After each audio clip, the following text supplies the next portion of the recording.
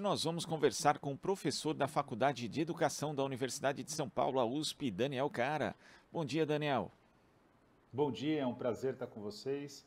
Bom dia a todas e todos os ouvintes. Prazer é nosso. Daniel, na sexta-feira foram divulgados os resultados do Sistema de Avaliação da Educação Básica, o SAEB 2021, e também do Índice de Desenvolvimento da Educação Básica, o IDEB, de 2021. E o Brasil registrou piora no aprendizado de estudantes nos níveis que foram avaliados. Talvez uma piora, na verdade, é que não tenha sido tão grande quanto se esperava ou quanto se anunciava. Como é que você analisa esses dados, Daniel? Bom, é claro que a gente não passaria incólume a uma crise, né, tão grande como foi a crise da pandemia de Covid-19. Concretamente, as escolas precisaram ficar fechadas, e até uma certa irresponsabilidade, porque agora na velha imprensa estão fazendo toda uma divulgação da coragem de alguns gestores que reabriram escolas quando não era seguro em termos epidemiológicos. É sempre bom lembrar que o caos no Amazonas, especialmente o caos em Manaus, se deu por uma reabertura irresponsável das escolas. Mas, concretamente, diante de toda a complexidade gerada pela pandemia, graças ao trabalho dos professores, a queda de aprendizado foi muito menor do que os setores catastrofistas anunciavam. Quem são esses setores catastrofistas? O Banco Mundial, no nível internacional, o Banco Interamericano de Desenvolvimento e, no Brasil, as organizações de base empresarial, em especial a ONG Empresarial Todos pela Educação. Todos eles estavam muito mais preocupados concretamente com a questão econômica do que com a questão educacional e especialmente com a questão do salvamento de vidas.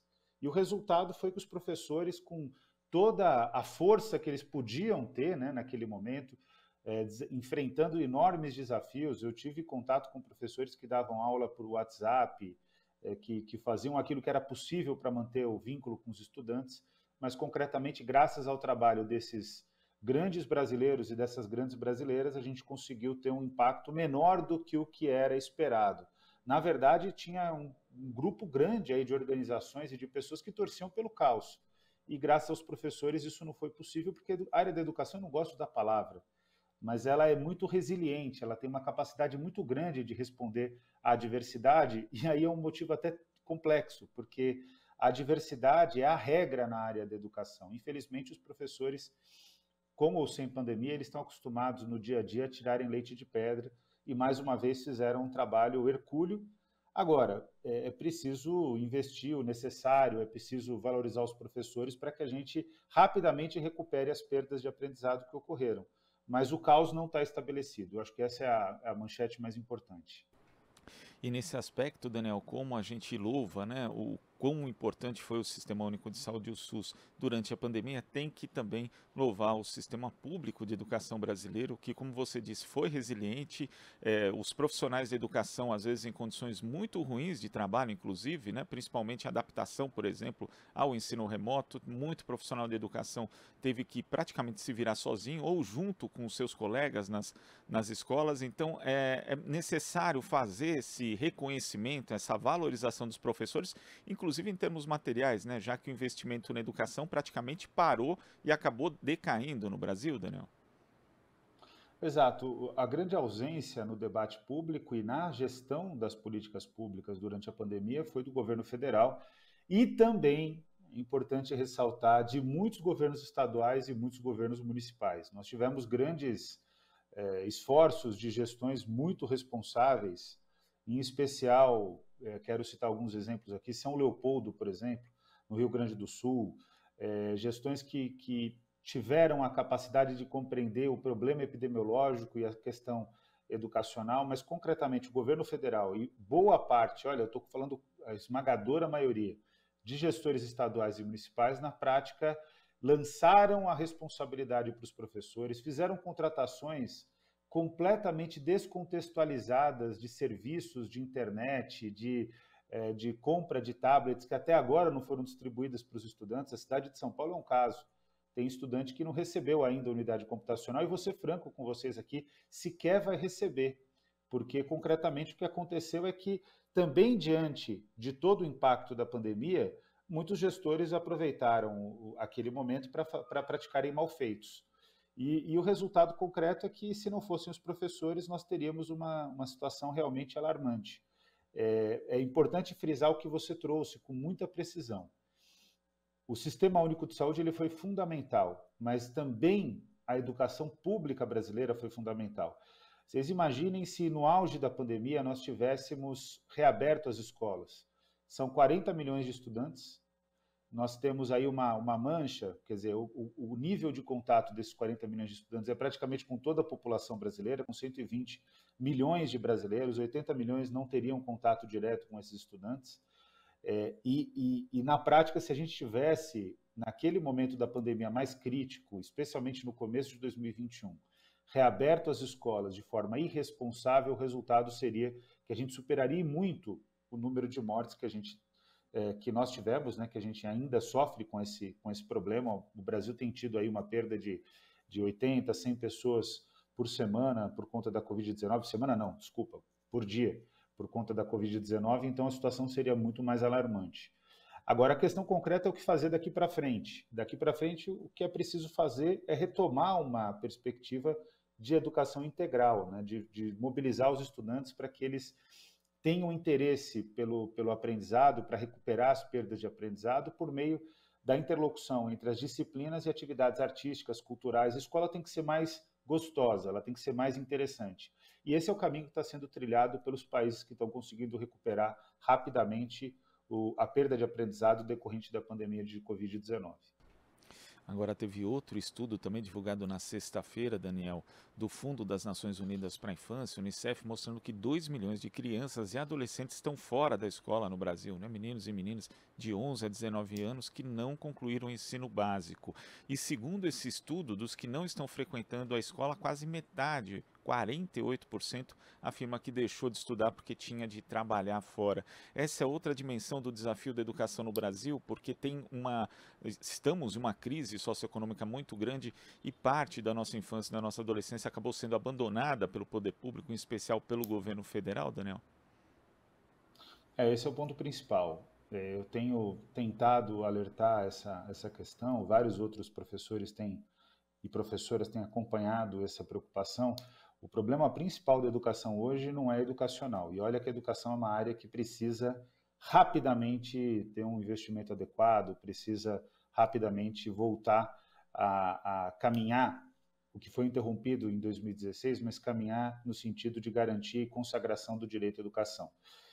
Mas, infelizmente, o que acontece é que, e esse aspecto é interessante, o que acontece é que no Brasil a questão econômica influencia demasiadamente a educação. É um dos países em que isso ocorre de maneira mais patente. Basicamente, em ciclos de crescimento econômico, nós temos grandes ganhos de aprendizado. Em ciclos de recessão, em ciclos de crise econômica, a gente está em crise econômica desde 2015. É uma crise econômica também que precisa ser estudada com calma, porque parte dela foi fabricada, né?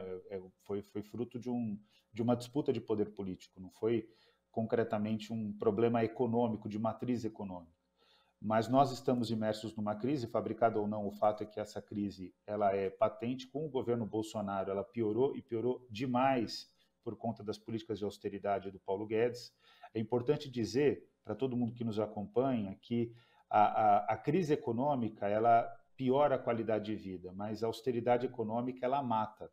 E é exatamente isso que a gente tem lidado no Brasil. A austeridade econômica é uma ideia que parece que é boa, né? As pessoas gostam de quem é austero, mas na prática a austeridade econômica ela significa uma priorização do mercado financeiro em relação a todas as outras atividades econômicas, inclusive as atividades produtivas. E o resultado disso é o aumento da desigualdade e miserabilidade da maior parte da população. É o que a gente enfrenta hoje, e isso é extremamente perceptível por essa nova demanda de empregabilidade, o que é terrível, né? Não é nem empregabilidade, na verdade, mas de exploração do trabalho infantil que ocorre no Brasil. É importante frisar sobre esse dado do Unicef que alguns anos atrás nós tínhamos 4 milhões de crianças e adolescentes fora da escola. Não é que reduziu essa demanda, é que eles envelheceram. E como resultado, hoje eles são atendidos pela educação de jovens e adultos. Ou seja, nós temos aí pelo menos 2 milhões de crianças e adolescentes naquela época que hoje já são jovens e que, na prática, são jovens em situação de analfabetismo. E nesse momento da pandemia, existiu uma situação extremamente calamitosa, que foi o fato de que as famílias brasileiras acabaram utilizando crianças e adolescentes por não terem alternativa para a retomada do trabalho infantil, e isso tem um impacto enorme não só para a educação, mas para a vida, né, dessas crianças e adolescentes. Então, o Brasil, na verdade, ele flerta, e isso é importante dizer, com problemas do presente que vão gerar problemas enormes para o futuro, porque é o país, hoje, nesse momento, é o país que mais envelhece no mundo, e é um país que já não tem mais uma característica que acompanha toda a nossa história de uma maioria populacional composta por crianças e adolescentes. Ou seja, o Brasil é um país que envelhece sem ter tido acesso à educação, sem ter construído fortes estruturas de ciência e tecnologia. Então, se nós não tivermos um governo que modifique radicalmente essa situação, o nosso futuro está bastante comprometido. Agora, você mencionou que a austeridade econômica mata. E um eventual novo governo, também com uma nova composição do Congresso Nacional, por conta justamente disso, a revisão da lei do teto seria uma das urgências, não só para a educação, mas de uma forma geral, para a gente voltar a ter um aumento do investimento no social no Brasil? E que outras medidas também, Daniel, você acredita que deveriam ser tomadas de forma emergencial, já ali no primeiro mês do ano que vem, em relação à educação? Bom, a primeira medida que tem que ser tomada é o fim do teto dos gastos públicos federais. Para explicar rapidamente aqui para quem nos acompanha, significa que por 20 anos o governo Michel Temer envia uma emenda à Constituição promulgada pelo Congresso Nacional. E que por 20 anos nenhum centavo novo vai ser investido em saúde, educação, ciência, tecnologia, inovação, trabalho, emprego e renda, políticas culturais, políticas de amparo aos desamparados, políticas de lazer, que é fundamental para que a gente, de fato, tenha uma retomada da produtividade brasileira, que está bastante estagnada. Então, a primeira medida que tem que ser tomada por qualquer governo, independentemente da composição do Congresso Nacional, é enviar para o Congresso Nacional uma emenda revogatória da emenda à Constituição 95 de 2016, que estabeleceu o teto dos gastos públicos federais. Essa é a primeira medida. Em continuidade a isso, em relação à educação, vai ser preciso implementar o custo aluno-qualidade. Não dá mais para aceitar que nós tenhamos na cidade de São Paulo, para falar especificamente da cidade de São Paulo, na prática, em escolas do centro expandido que tem um padrão muito bom e escolas da periferia que tem um padrão muito ruim. Não dá mais para aceitar escolas boas no centro expandido de São Paulo, estou falando de escolas públicas, e escolas extremamente precárias no interior do Amazonas. Ou seja, a marca da política educacional brasileira é a desigualdade. E para isso é preciso implementar medidas que determinem um padrão mínimo para todo o país que tem que ser respeitado. Assim como acontece com o salário mínimo, que inclusive também como padrão mínimo é uma boa medida, mas ele precisa retomar a sua valorização real. Aliás, o presidente Lula trata essa como a principal medida do seu governo e ele está certo. Mas, na prática, assim como acontece com o salário mínimo, que precisa ser revalorizado, a gente também tem que ter um padrão, pelo menos um padrão mínimo de investimento em escolas. E nós também precisamos, a partir daí, retomar o investimento público na reestruturação das políticas sociais. Um outro fator que vai ter que ser necessário ser desenvolvido é uma retomada do investimento em infraestrutura. Por quê? Porque a gente precisa também voltar a ter um crescimento econômico que ancore o investimento naquilo que importa para a população brasileira, que é a qualidade de vida, que gera qualidade de vida. Então, esse caminho, que é um caminho que já deu certo no passado recente no Brasil, mas que no mundo deu certo no passado ainda um pouquinho mais distante, mas ainda próximo dos dias atuais, que foi no pós-Segunda Guerra Mundial, esse caminho tem que ser retomado. É interessante observar que isso está em torno daquilo que se chamava de social-democracia keynesiana, que é o que é implementado pelo mundo nos anos dourados do capitalismo, que é entre 45 e 70 do século passado, 1945 e 1970 do século passado, mais ou menos. E é interessante observar, eu acabei de voltar da Suíça, de Genebra, para um debate no âmbito das Nações Unidas para a revisão periódica dos direitos humanos no Brasil. O Brasil, como todos os países do mundo, passam por essas avaliações. E eu tive a oportunidade de acompanhar um pouco do debate internacional em relação àquilo que está sendo colocado na imprensa, que está sendo debatido. E foi interessante ver que alguns jornais lá davam grande destaque para vários intelectuais que retomavam a necessidade do mundo repensar o que foi a experiência da social-democracia keynesiana. Não é aquilo que é o meu sonho, não é aquilo que eu trabalho para que um dia aconteça, que na minha visão a gente precisa inverter a lógica econômica, a gente precisa construir uma economia a serviço das pessoas. Hoje as pessoas estão a serviço da economia. Mas é uma boa introdução, é um bom primeiro passo voltar a buscar estruturas que estabeleçam estados de bem-estar social. E o Brasil, nesse sentido, está numa posição muito privilegiada, porque com o cenário de guerra na Ucrânia, com o cenário de retomada dos BRICS e de revisão da ordem mundial, o Brasil tem uma posição que pode ser tratada como uma posição estratégica para ser um país de rápida industrialização, uma industrialização sustentável e que dê alternativas para o povo brasileiro de emprego, trabalho e renda. Daniel, muito obrigado pela sua participação aqui no nosso Jornal Brasil Atual de hoje. Até a próxima. Até a próxima. Sempre é um prazer trabalhar com vocês e mais do que tudo, parabéns pelo trabalho de comunicação pública realmente dedicada ao interesse dos brasileiros e ao fortalecimento da democracia.